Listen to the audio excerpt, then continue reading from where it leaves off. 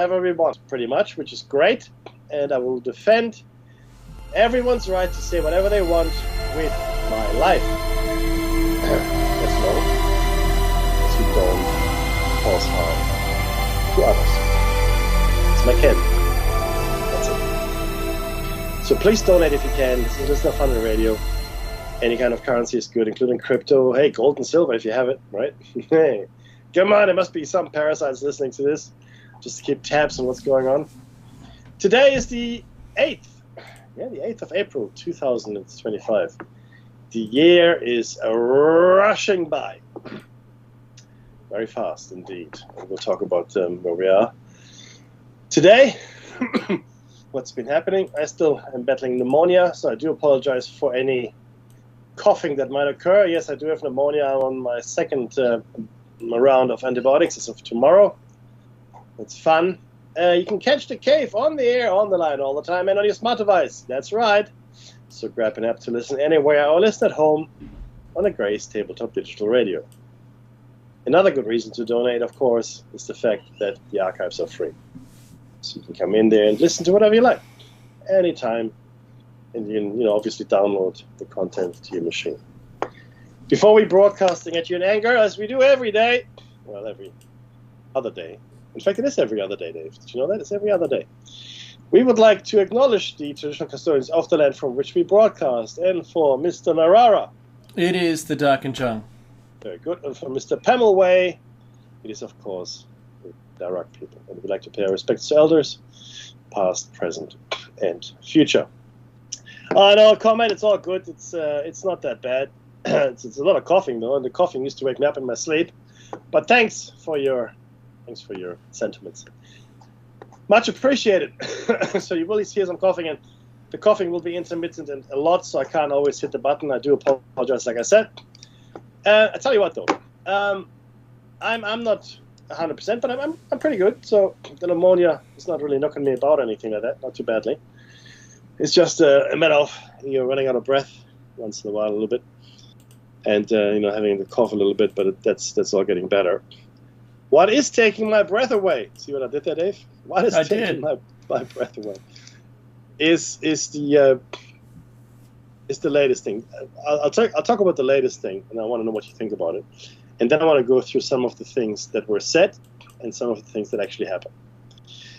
Now, Donald Trump put 34% on China tariff. That is, China turned around and said, "You know what? We're going to put 34% on your stuff." Hey, you can't do that, says Mr. President. And says, if you don't take it back, I'll slap you with 50%. Okay. So we're all on the same page. Just so we're all clear where we are. This is now a trade war. Okay? This is what a trade war looks like. And you know who the losers are? Dave, you and me. All our listeners. We are the losers. Okay? In fact, in this case, it'll be the Chinese and American people more than anyone. And no, I want to say this one more time, then I'll be quiet about it. I might have an economics lesson on Thursday. A tariff is not a tax on the country that makes the thing. China makes whatever it makes, 100 of them, and they can sell them to America, they can sell them to Europe, they can sell them to Vietnam. It doesn't matter. When America decides, as they have, to slap a tariff on the goods coming from China, those tariffs hit the goods not in China. It's not all of a sudden more expensive for the Chinese to make it. It's not more expensive for the Chinese to ship it. They'll ship it, and it be shipped to an American port, air freight or ship, doesn't really matter. And when it's get there, the entity, the person or the company that imported the goods, the importer of record it's called, has to pay any outstanding duties, any tariffs, anything at all. They have to pay that. Oh, Dave is cameraing. I'm at camera too. I'm a bit darker than Dave, so let me see what I look like. Oh no, I'm I'm in the light. He lives. So that's where we are, right? The tariff is paid in America by most likely an American company. And because the importer can't eat all of the extra cost, I mean, some of the cost could be, carried by the importer if they're so inclined, but the vast chunk of it would be going to the person that buys the goods, okay? In which case, the American consumer, most likely. Right, so the goods come into America, the tariff is levied, bang. What used to cost $1 now costs $1.34, and if China doesn't back down, it'll cost $1.84 or $2 really. If he puts the 50% on the already tariffed good, it'll be more than $2, right? So 50% on $1.34 is more than 50% on $1 or 84% on $1. So anyway. It's not time for math right now, but the point is this: it'll be more expensive, and with 84% tariff, it'll be like with a 50% or 34%, it'll most likely be close to double now in price, whatever it might be. But the American consumer pays for this. Now it's up to the American consumer not to pay for it. Like, I don't want to buy it anymore. I'm going to buy American made or whatever. If America makes it, that's really the choice that Donald Trump wants you to take in America. He wants you to buy American, and, I get it. In Australia, I prefer to buy Australian made. It's a preference, and there's nothing wrong with it. I think that's a perfectly cromulent way of doing business. Cromulent. But China can find other markets. Now, there might be some things that only China can provide. Or I'm not, want to pick on China here, but any country might have a thing that America needs that only that country can provide. Right? And now if there are tariffs on it, then that thing that America can't do without becomes more expensive, and maybe so expensive that Americans can't buy it anymore. So then that country that made that thing, whatever it is, a popsicle, will sell that popsicle to someone else. And that's really what's happening here in broad strokes. Now, a lot of countries are trying to negotiate now with Donald Trump. So 50 countries allegedly came to Donald Trump, President Trump, to negotiate the lower tariffs, and that's all good. There's one more thing I need to do to explain before we go on. The list of tariffs that you saw is not a like for like. So Donald Trump said, if they charge us 10%, we charge them 10%. If they charge us 50%, we charge them 50%. No, and that makes sense. I mean, if there were like a barrier, if Germany was charging every American product 50% on top, whatever it is, then you go, okay, well, that's not fair. That's not fair, but that's not what's happening, right? So, and certainly, I'm convinced, Dave, that the Penguins are not charging Donald any tariffs at all. But what do I know? The Penguins, I can't get over it. Anyway, so, but that's not what it is. The formula that they use to calculate the tariffs is based upon the trade deficit that America has with whatever given country. What's a trade deficit? Okay. In any economy, you make things, and then you buy things from other countries potentially, right? So there's a whole bunch of stuff you make, and a country, Germany, buys your stuff, right? And they buy $100 million worth of stuff from you. That's awesome. Or 100 billion or whatever. But the Germans are making stuff. So the Americans are buying 100 million or 100 billion. Now, if they both buy the same of each other, then it's called a balanced trade. Okay, it's a balanced trade picture, right? Now, if America buys more from Germany than Germany buys from America, you've got a trade deficit. But it has nothing to do with either America or Germany or any of their policies. This is consumers buying stuff. Americans and Germans buying stuff. Germans like, I don't know, they like American soft drinks, for argument's sake, right? The best soft drinks in the world, the Germans think. They use it for everything, including, a sore tummy. Coca-Cola, I'm not making any advertisement, but in Germany, Coca-Cola is given to you as a child when you get a sore tummy, believe it or not. Anyway, so it's up to the Germans, though, to buy that stuff, right? I mean, if they want to buy it, they can buy it. But similarly, the American consumer wants to buy lederhosen and pretzels and German beer and German motor cars or whatever, right? But again, it's up to the American consumer. If Donald Trump says, "Oh, I don't want that," then he should shut the borders and say you can't buy any more German stuff. You will never be able to achieve a completely balanced trade sheet. It's just not possible, right? You will never be exactly the same, because it's consumer driven. This is not policy or government driven. The government of Germany didn't sit down and said, "Haha, we will sell the Americans $100 billion worth of stuff, if they like it or not." It doesn't work that way. Okay. Similarly, Americans, didn't wake up one day, we're going to sell the Germans $200 billion worth of stuff, and there's nothing they can do about it. Also not how it works. It's consumer driven. Okay. And then there's, of course, other consumption, government consumption, military consumption, etc., etc. But the point is this: it's a market, and to achieve a balanced trade sheet is virtually impossible. Okay. There will always be trade deficit. Now, in Donald Trump's world, and he doesn't seem to understand it because he's never actually done any of this. He's a real estate developer. Okay, that's what he does. It's inherently a very specific kind of business to be in. Okay, and it's got nothing to do with importing, exporting, understanding, the balance sheet, trade deficits, trade surpluses. If America was the only country in the world that made unobtainium or ormies, orbitally rearranged monatomic elements, right, which are good for long life and all kinds of things, and everybody wants to buy it, America would have a huge trade surplus, right? Or if you're the only country in the world that makes grain, right, and no one else makes grain, or whatever it might be. Look at oil-producing countries in the world. They've got a huge trade surplus because people buy a whole bunch of oil from them. Yeah, they're shoveling money in, money fight.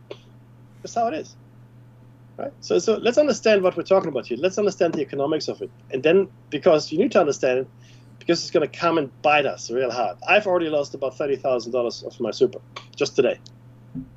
Just today, I checked it. I don't know about you, Dave. Did you see that? Oh, I saw it. Did you lose some? I haven't looked today. It's too depressing. Just don't look. But look, I really am curious. Now, what do you think this extra 50% on China is going to do for us? Could be 100%. There's a whole I'm just saying. There's a whole bunch of countries that have now lined up. They've queued up to attempt to reduce the tariffs or discuss reducing the tariffs to zero, and so the reciprocal tariff will go to zero. It's really good that that's happening, but could it have happened another way, by just talking to people? No, of course. Let's. It's like a snow dome. You shake it, there's a whole bunch of problems, and then all the snow clears eventually. But to what turmoil? Turmoil, Mickey? Yeah, but that's the thing, though, Dave. This is not about tariffs. Like I said, so let's take Vietnam, for example, or any other country for that matter, right?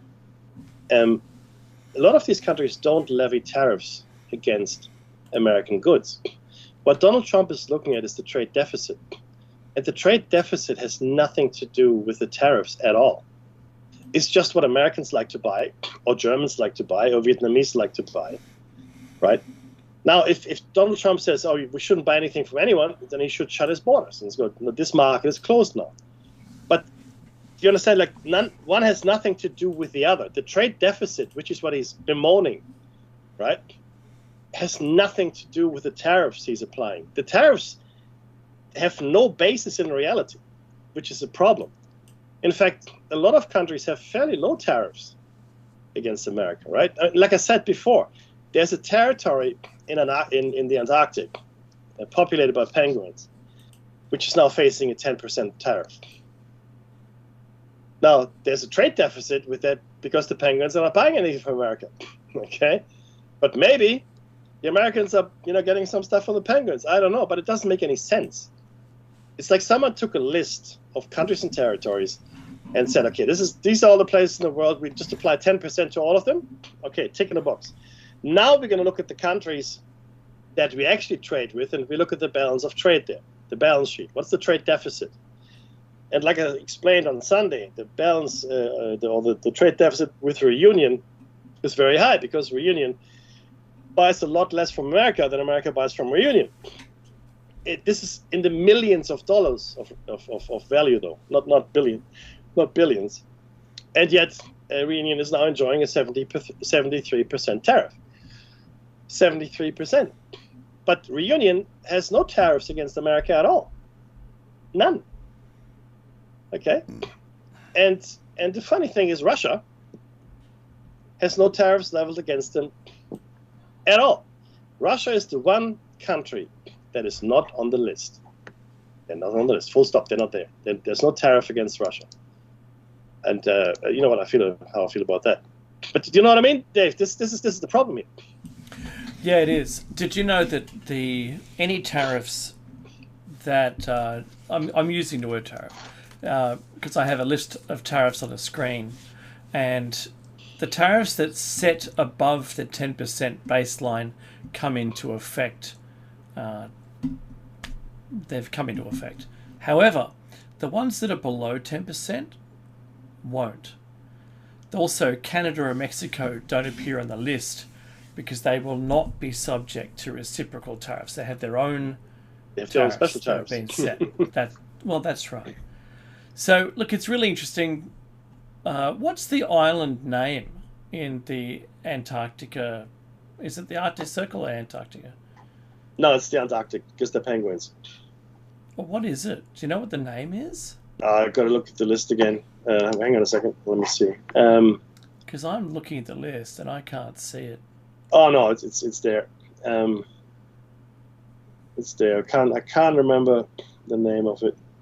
It was a territory. Oh, I think it might have been either Svalbard and Jan Mayen. It could have been the Heard and McDonald Islands. It could have been right. Could have been the British Indian Ocean Territory, but it's definitely in the Antarctic. Oh, because BOAT is mid latitude, so it's not going to be there. Yeah. I wonder what it's called. I want to have a look to see what island the penguins live on, because that's funny to me. I really do think it's funny. I can't help it. Okay, here we go. Text the penguins. Let me see what it's called. Norfolk Island. Norfolk Island. Yep. It's not in Antarctic. Yes, it is. It's down in the Antarctic. Norfolk Island. Yeah. I'm sure I've been there. Oh, sorry, no. What it says here is including tiny Norfolk Island and remote islands home to penguins. So I'll give you the name. Oh, yeah, it is. It's Heard and McDonald Islands. Like I said earlier, that's the one. And Norfolk Island that's near Australia, though. That was hit as well. It's funny. Yeah, Heard, excuse me. Heard and McDonald Islands, that's on the list. Right. Because it doesn't appear neither of those appear under this list. So I wonder if this list is accurate or not. I don't know. Well, I've got the complete comprehensive list, which has got 180 countries on it. Mm-hmm. So that's good. Yeah, I noticed that whoever made the list also included the territories bound by other countries, so which really didn't make much sense to me. So if you're going to tariff a country and its owned islands, you'd only list the major island or the owner, wouldn't you? Surely. But see, that's the problem. Is someone took a list from somewhere. I say Wikipedia. Yeah, that's right. And they just printed it out, and then they applied 10% to all of it. Exactly. And here, by the way, here it is. I'll give you the Google map of it. There we go. And then they looked at the trade deficit for the remaining countries. Of course, a trade deficit has nothing to do with being ripped off. You just tell the American people don't buy German sports cars anymore. if that's what you don't like. They're never going to stop being this. No, but trust me. But the point is this: you can never get rid of a trade deficit with tariffs. Oh yeah, right? You're not arguing against me, man, because I'm with you.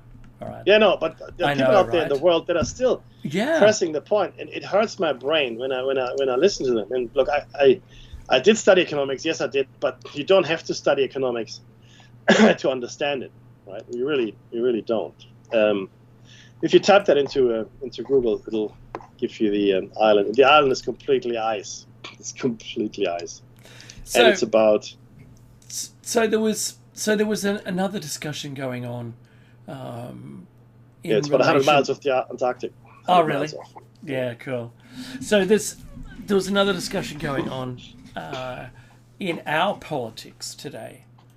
So our politics is so, I don't know, let's call it, it may as well be Kang and Kodos, to be honest. Do you agree? I think so. I mean, I like Kang a lot better than Kodos, but the policies, I mean, there's not much difference, to be honest. Thank you. So, how else are you supposed to, what is it, transmit or share long-strand proteins, right? That's right.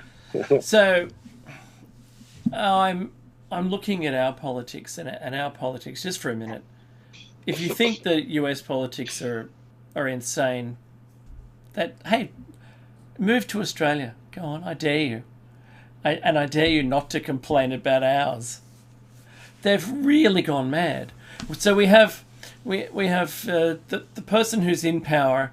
People don't really want to re-vote in again, and the person who's because it's not presidential. The party who's in, they've made a mess of it. And the opposition party just has a leader who's just so unlikable. Oh my goodness, that their people are for whatever it is, for whatever reason they find the fellow undesirable, even though it's party politics, not people politics. The disturbing thing is, he said, what we're going to do is we're going to force people back to the office again. In government, which was hilarious. Like, good luck with that. And then the public service, who is the government working base, they're like, well, that's not going to happen.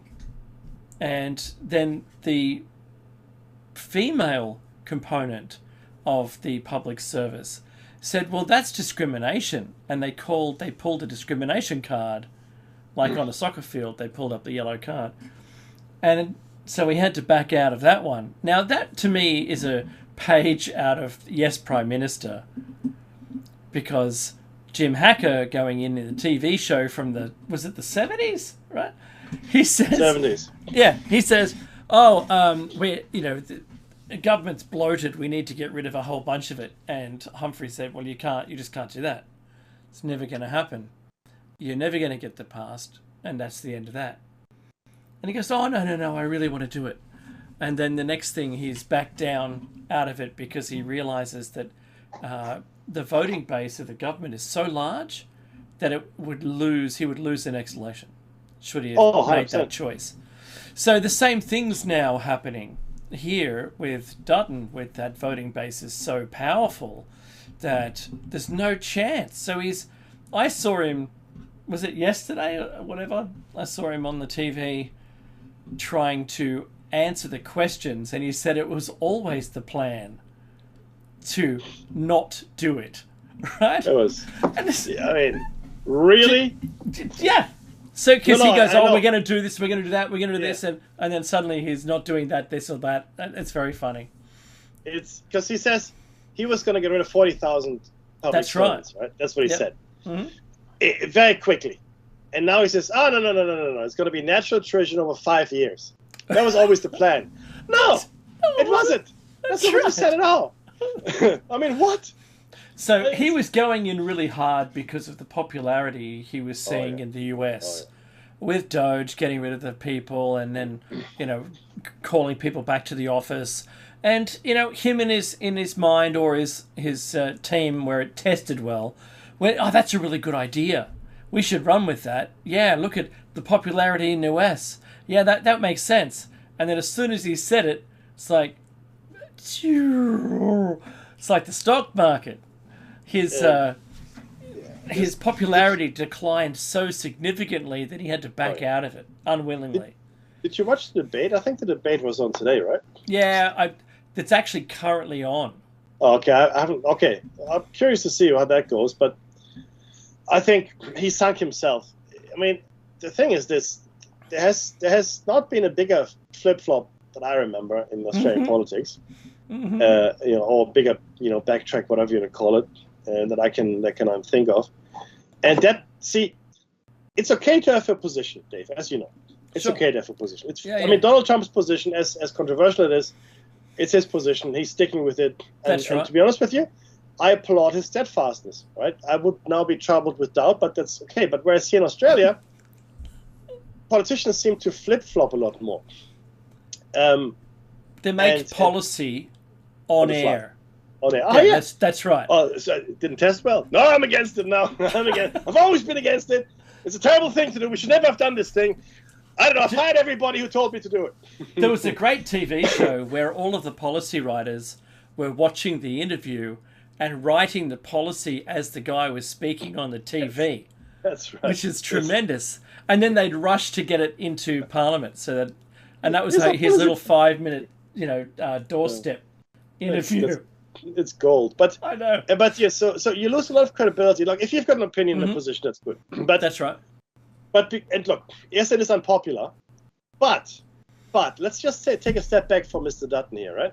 Mm-hmm. If he truly believes, right, there's 40,000 people in government. They'll be contractors. Well, as government employees, 40,000. It's a lot of money. Mm-hmm. If he truly believes, don't forget Australia is the size of New York from a population standpoint. Okay, so our budget's a lot smaller, not trillions, And if he really believes that, then he should stick to his guns. What was wrong, I wouldn't do it. He should stick with it. He should say no. I do want to reduce the workforce by X because the thing is this, Dave, and you know this, of course. Mm-hmm. Once you remove that, he can no longer pay for his budget. That's right. Exactly. Whoops. So how you pay for it now, buddy? Tell me, please. So, I have some questions up on my screen, which I'm not sharing with the public yet. But this is the current top stories coming out of the debate. So, how would the coalition fund its nuclear plan? That was nearly an hour ago.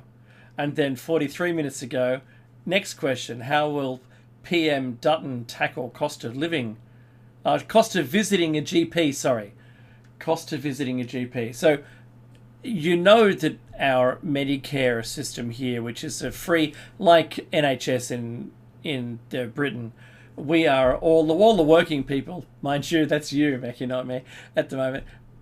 You pay a levy to the government, which goes towards the pool of money that runs our medical. That's right. We also have some private health that's, it's there.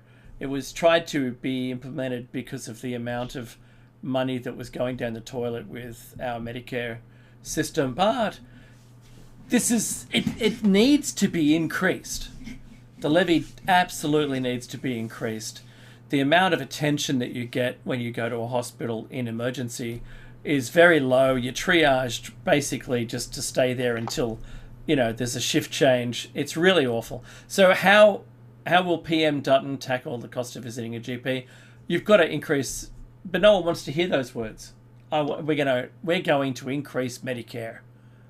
Yeah, there's no other way of doing it. They've held Medicare back, and to keep it stable. But what that's done is it's caused all the doctors all your GPs to have a co-payment to fund their existence. So that it would be cheaper overall if it was levied rather than a co-payment. And they should ban co-payments. See what happens there. Also, hospitals should have a GP practice in there to take all the nonsense out of emergency. All the non-life-threatening things should go to a GP that's at the hospital, funded that way. Look, it does my head in. They're really simple problems, but they make them huge issues and they make them voting issues. So, like, how would the coalition fund its nuclear plan? I would have said, well, the only way we can possibly fund it is if we get rid of all the contractors out of government. That's about 40,000, isn't it? We could then afford to buy a nuclear plant. If you did that year on year, I'm just saying, I'm making this a funny thing, but you watch those, they'll weasel themselves out of answering the question entirely and just say whatever they really want to say. And that'll be, we can't sustain, without answering the question, for the nuclear, we can't sustain base load with renewables. We need to, at the moment, they're putting diesel generators in place for when the wind and the sunlight isn't effective enough to make any power whatsoever. Yeah. The big problem is we're sending our coal to China, for instance, and I like the fact we're selling something to somebody, way cool. But our cost is about $1,800 a year for our power. But that same coal converted cost is about $200. It's 8 cents an hour. We're paying 26, maybe 30 cents a kilowatt hour here. So if there was a way of burning that same coal here until we had enough load from the renewables, rather than, oh, let's turn them all off and then end up with not enough power. Doesn't it drive you spare? Yeah, but that's a huge issue, though, as you know, during the hot summer, and luckily we didn't have that hot a summer, but there was a real fear that we have brownouts in Australia. I know other countries have experienced it because their power grids are failing. It's just they can't cope, and there's the heat, etc. Air conditioning is a big point. I know in summer here in Australia, the shopping malls, which we have now many of, are packed because it's free air conditioning. So why wouldn't you be there, right? I don't. You can save hundreds, if not thousands, of dollars if you spend all your time at the shopping mall. Certainly on the weekend. But there's one other thing I wanted to say. What's that? Sorry, man. To a point you mentioned earlier. No, it's to the point you made. The problem that we have in Australia and many other countries is that we've privatized everything. Right? That's right. And the economies of countries where privatization hasn't gone as far as here, or America for that matter, those economies are a lot better. If you look at the Scandinavian countries, a lot of the things that we've privatized are still provided for by the state. Yeah. Such as education, healthcare, the mail, telecom services. And one other thing they've done really well, they've either put massive, taxes and royalties on anything extracted from the ground, which then goes into the sovereign wealth fund, which pays for the country's population for a whole bunch of stuff, or it's in the government's hands, the extraction of whatever it might be. In Australia, we've given everything away. We have. This is really the funny thing in Australia. Population of 26 million. They're about the population of Greater New York, right? In a landmass the size of the United States. It's huge. Australia is massive, but mostly on the coasts. Very little in the middle. Very little in the middle. What we have done, we have given away almost everything. We have privatized everything. We have no longer got a good view what it means to be a rich country. We used to have free education, meaning free university. The year in 1988, that's when it switched over. 1988 to 1989, they introduced something called the Higher Education Contribution Scheme, or HECS, which is now ridiculous. Great, especially like law, medicine. You can be hundreds of thousands of dollars in the red. That's right. It used to be free. And so Albanese and all those politicians in there today, they got it for free, Dave. That's right. Free education, to be clear. So we don't have those sovereign wealth funds. They do. And they have a much higher standard of living. The man the man in a relationship, and I'm not saying it to be sexist or non-inclusive, but normally it's the woman that gives birth and gets the maternity leave, right? Whatever it might be. In the Scandinavian countries, the other partner, let's say the non-birth giving female or the male, they get a year as well, like paid full. Like it's not a portion of the payment. Yeah. It's full pay. And one thing, and the report came out just today or yesterday. The one thing where we have really fallen down is number one, healthcare. Privatization of healthcare, and then also not funding the public healthcare properly, and two is childcare. So I'm lucky; my kids are going to a council-provided childcare facility, which is great. Here in Pamela Way, it's really good. But there were some horror stories out today. I don't know if you saw the report, Dave, of privately provided healthcare with thousands of reports of children being abused, mistreated, neglected. That's right. In one instance, I remember the interview, the lady said the child had, this is a toddler, 3, 4, whatever. The child had vomited, and then the carer used the child's pants to wipe up the vomit, and then smeared the pants in the child's face. Oh, God. Another, this is worse. There's sexual abuse. One child was picked up by the arm, and the arm was broken in the process. And it's not just the event, apparently, right? I didn't read the report, so I have to rely on the person that read it, right? It wasn't just the actual thing that happened, but the complete lack of care or interest by either the person that had done it, the center, or the auditing governmental body. Nobody cared. Nobody cared. No, I've got one to add to it. My daughter, my own daughter, my eldest, was at that family, it's called family holiday care. It's run by church. Okay. And it was very full. Very full. This is while she was in primary school.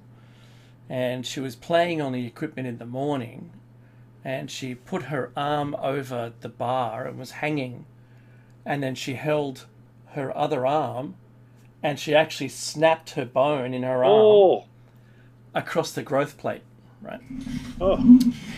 So she does this, and she's not crying because she's a tough old stick, right? And she just went and sat in the corner. She's holding her arm, and she didn't play. They didn't tell us. 6 hours later, when they had a shift change, one of the persons said, "What's wrong with her? Oh, she doesn't want to play today." And they said, someone got a bit more concerned than the morning staff and called me, and they said, I don't know, she's not feeling herself today. And I said, what have you asked her? She said she hurt her arm. All right, I'm gonna go on the theory that it's broken. And they go, "Oh, it's not broken." And she's not crying. I said, "Honestly, I bet it's broken." And so I rushed over, I got her, and I rushed home from work, and I took her to the hospital, and sure enough, it was broken. And I told them, in Australia, we don't sue people. We don't sue people for this kind of thing, right? There'd be a lawsuit. We'd be living pretty now. I was just thinking that, Dave. We would crush that church and all of its members, making it, defunct, bankrupt, if we lived in America. But we don't. So I rang them up and I said, "Look, here's the x-rays." She comes in with a cast. So we went in the next day, and we spent something like maybe another 5 hours in hospital because it wasn't life-threatening, and they didn't believe it was broken. I go, "I bet it's broken," and they go, "Oh, look, it was broken."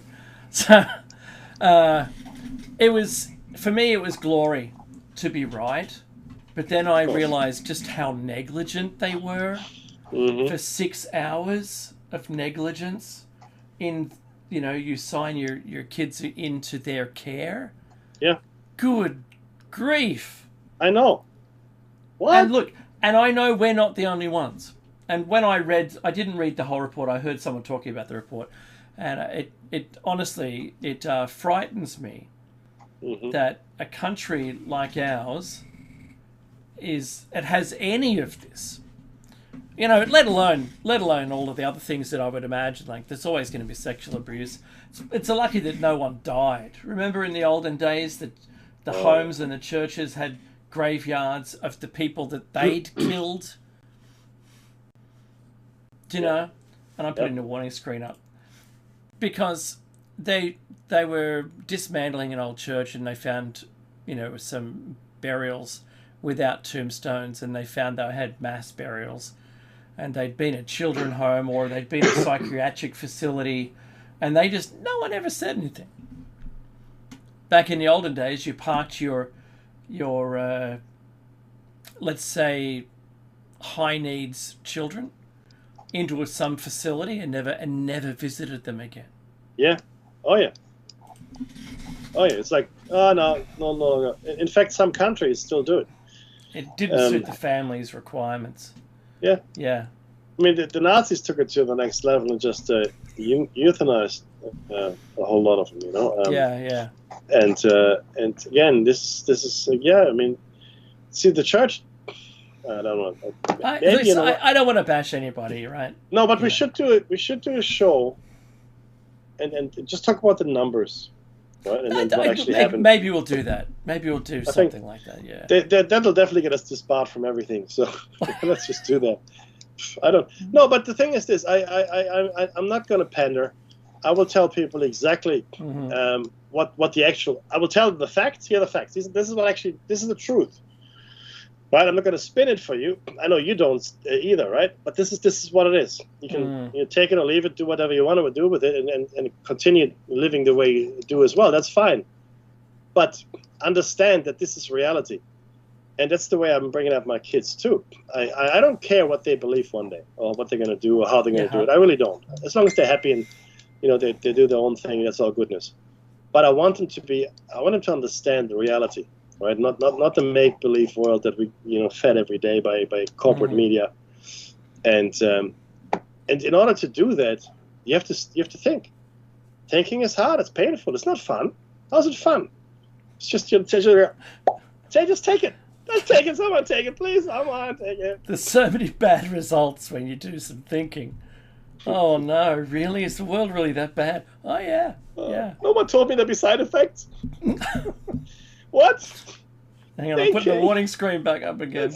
My brain doesn't come with a warning label. Don't think too much. Suckers. Where's that?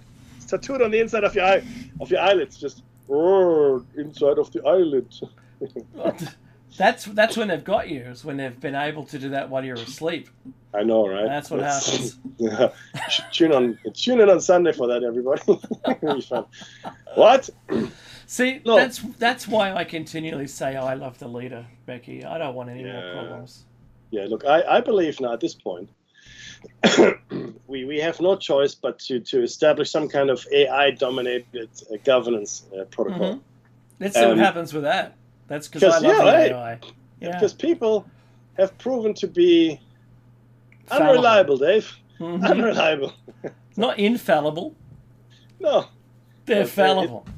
In the immortal words of Kent Brockman. Yes. Kent Brockman. I've said it before, and I'll say it again. Democracy just doesn't work. But I'm waiting for the Anunnaki to arrive because he says, and I love my alien overlords. that's right. Woohoo! But we learned recently, who said this? Completely off topic, but someone said this. That's right, we were talking about mind control. There was something in there. We've always talked about how our technology is probably 300-400 years ahead of us. That's right. All the things we don't know. But on Sunday, we came across a text, and this was around, again, mind control, etc., which stipulated that we might well be 1,000 years behind what is currently possible on this planet. And to be honest with you, to be perfectly honest, if you look at the tech and the story of the Anunnaki and any of these fantastic stories that come to us through myth, then any tech that they have, unless they're completely stagnant, should be tens, if not hundreds of thousands of years ahead of us. Because if they interfered with us 20, 30, 40, 100,000 years ago, and let's say either they're either they're in, like a native culture of Earth, or they're a foreign culture, meaning they're coming from another planet somewhere else, in the galaxy or some other galaxy. Or maybe they took refuge here because of some other problem with theirs, or they're travelers. Could be anything, or they come from another dimension, or they come from another time. So any of those options, and I'm sure there are others too, but all of those would mean that they would have had that tech at that time 10, 20, 30, 100,000 years ago. And like I said, unless it's completely stagnant society, which no longer does anything and just lives off its former glories, they should be 100,000 years ahead of whatever they had then. In many ways. Yeah, and you've made this point before. It doesn't seem as though there've been any, like, we're so rapidly changing what we do. Yeah. But it doesn't appear in all the eyewitness accounts that there is any difference, any change. And I know we spoke about this, but I think we'll do another show on this, because there are two distinct possibilities. There are other possibilities, but there are two distinct possibilities. Number one, they're actually time traveling, meaning they come from a point in time and different points of time with us, but the tech they have is whatever they have at that time. Right? So that makes sense if you want to take it away. Or they're a society of immortals or extremely long-lived individuals, right, that prefer this because they've reached a certain level of development. And because of distances involved in space travel, even if you've got all the time, even if you travel instantaneously to any place in anywhere to go, the universe or multiverse is so big that you just can't see it all in a reasonable time frame. You just can't. So to have a static society would make sense, because even if you've been away for 1 million years, for argument's sake, and you come back, it's still pretty much the same. Yeah, that's right. So because if you visited every single solar system in our 100 billion strong galaxy, so we've got 100 billion stars here, and you spent an hour on each planet that's there, for argument's sake, that's 100 billion hours, right? That's still 20. That's about 10 billion years that you need to invest somewhere. Okay, so having a static society makes the perfect sense, right? Or maybe even mind splitting, which I found really interesting when it came to. Did you watch? What was it called? Altered Carbon. It's actually based on a book. So essentially, your consciousness is downloaded into like a little machine about the size of my fist. It's on the back of your neck, and it downloads your personality. If you get killed, that's okay, because they just take that thing and pop it into another body, and that's you. But apparently, you can also multi-sleeve. So your consciousness can inhabit, and the body is called the sleeve. Your consciousness can inhabit several bodies. There's no limitation, I think. That would be interesting, if that were possible. But yeah, so and here we are, Dave, worrying about tariffs. I know. When clearly they're much bigger fish to fry. But that's part of the distraction policy. We do worry about it because it affects us immediately. It affects how you live. It affects how I live. It affects how our listeners live and our watchers in this particular instance, our audience, because it's an immediate thing. I mean, all the other things we talk about, the aliens and the technology and free energy and all that, they're nice concepts, but they're not a reality yet for the vast majority of people. So we have to worry about tariffs. And once you drill down to it, right, once you've understood the bigger picture, it's actually insane. It's complete insanity to even think on this level. And I look at on my screen, I've got Xi Jinping, I've got J.D. Vance, I've got a South Sudanese man here, I've got Zelensky as well. I got yourself, of course, Albanese, a Belgian prince, Belgian prince. And then the Menendez brothers are here as well on my screen. Just stories, news stories. And it really takes your focus in, right? It makes you focus on tiny little unimportant things. Oh, it looks like Sky has declared Albanese the winner of the debate. Oh, okay. I have to watch it then. Yeah. So look, the last question was Dutton asked why he junked the work from home policy. Oh, nice. Yeah, so get that in right before the end, and then see what happens. Like, being able to be on the back foot and being still clobbered and off balance, I think that's the hardest thing to come back from. Oh, absolutely, brother, 100%. I was going to ask you as well. What did you think of the Trump-Netanyahu visit, or the Netanyahu visit of Trump? What did you? Yeah, I did see some clips from it. I didn't see the whole story behind it. Yeah, I was just interested because he was playing obviously to Trump, and he's the first leader to come after this whole tariff thing. That's right. And he goes, "Yeah, we'll restore the balance of trade." How are you going to do that? How are you going to make all the Israelis buy American goods? Mm-hmm. How are you going to do it? I really want to know. I want to know how Netanyahu does it, because that would be a recipe for success for all the other countries in the world. How do you make your people buy? You can only see, can't you? You can see that happening. Oh, I know. brother. Yeah.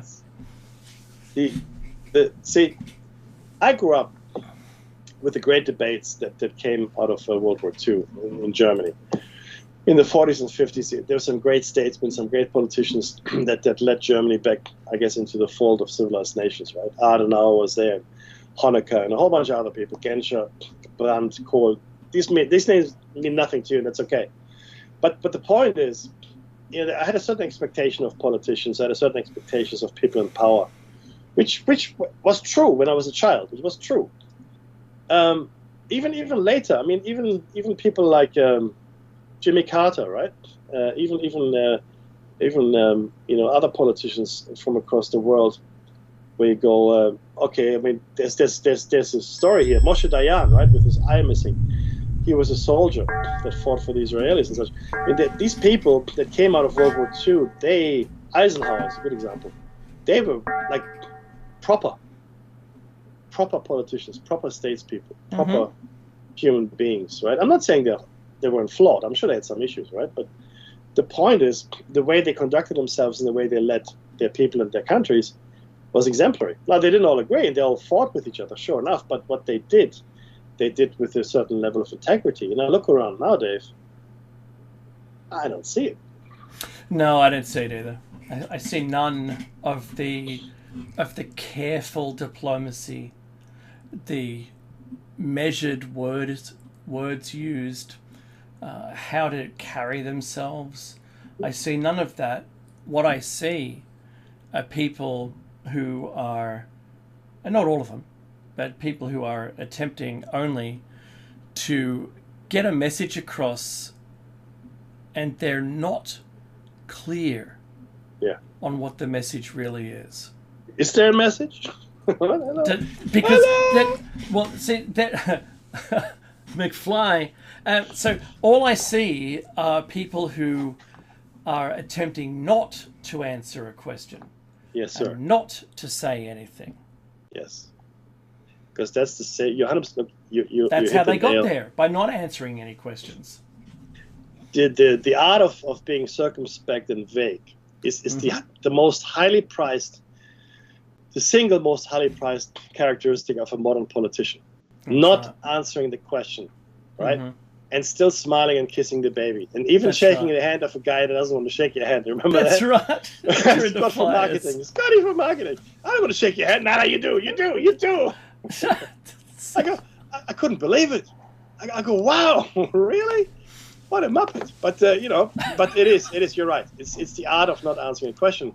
But that's why Trump is such a breath of fresh air. And look, am I a fan? Because he answers everything. He says whatever is on his mind. That's right. There's not one unexpressed thought. It just goes straight. Either he says it or he tweets it or whatever, right? Yeah. But sorry, while he does obviously cultivate uncertainty, you do know pretty much all the time what he's thinking. You just don't know if he's going to think the same thing in about 10 minutes time. That's the only problem. But he's open, and he tells you. And we haven't had that in a very long time in politics. You know, everything is behind closed doors. That was my next point, and I don't think we've seen the everything behind closed doors. He's transparent, I suppose, to a certain degree, but to the point that annoys all the media because they're chasing ghosts. Because most of his thoughts are just ghosts in that context, I suppose, right, in the media, because of that careful, measured, never going to say the wrong thing kind of. I've got my pen and paper. The show's going to end, and I'm going to write down exactly what it says. I'm going to go straight. I'm going to put that straight to air. But he's already changed his mind. Who knows what it is?